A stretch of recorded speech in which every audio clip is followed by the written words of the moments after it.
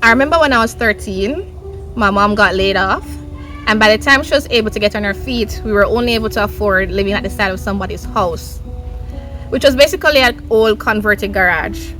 I never forgot the place because the house was just insufferable.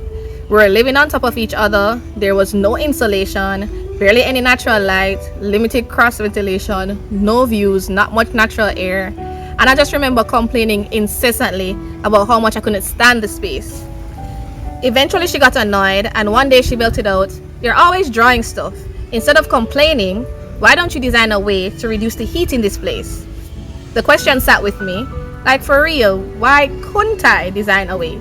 That moment would become the springboard for my journey into an architecture career.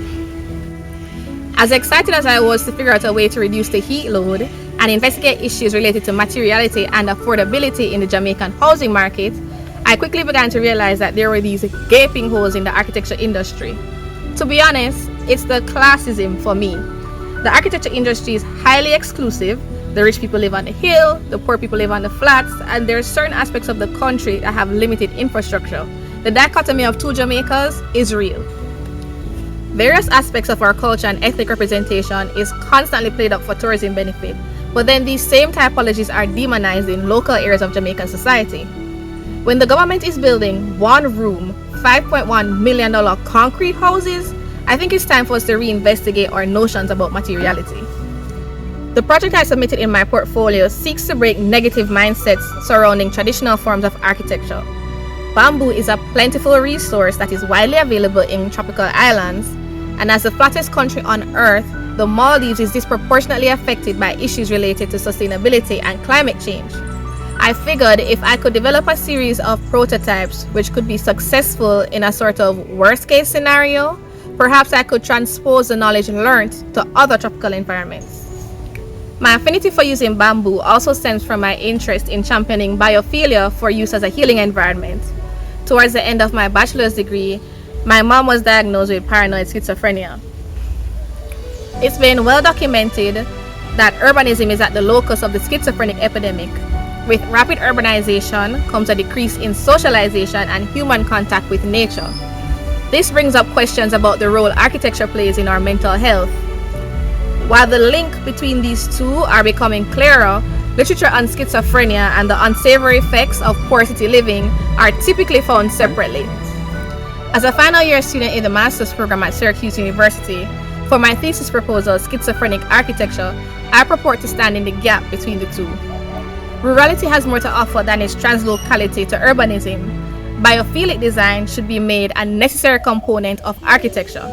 I think a large part of my contribution to the profession will be to develop and highlight this kind of research. For me, it's no longer about nature's place in human society, but humanity's place in nature and the intrinsic benefits that that can have in preserving and maintaining our mental health. Continuing through the lens of biophilia, for the design challenge, I propose to reimagine rural spaces exploited by mining. Ultimately, I cannot change the fact that there are these glaring man-made-like structures, craters everywhere.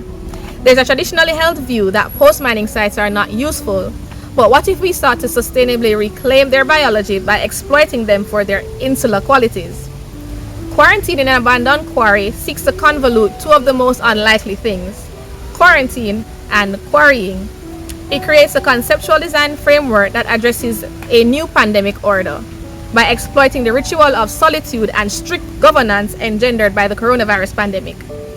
To do this, I took a subversive approach to Le Corbusier's architectural graphic standards to create what I've dubbed the graphic standards of social distancing. This combines typical dimensions of a man with data outlined by the CDC and the World Health Organization to develop a new rule of thumb for creating post-pandemic architecture. I challenged ideas of core restoration by designing a series of quarantines which referenced it. I am Krystol Austin.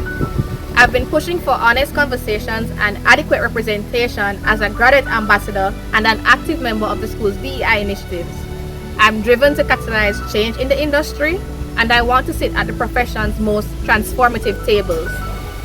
For Gensler to recognize me, a Black Jamaican woman, as a rising talent at the beginning of my career is huge.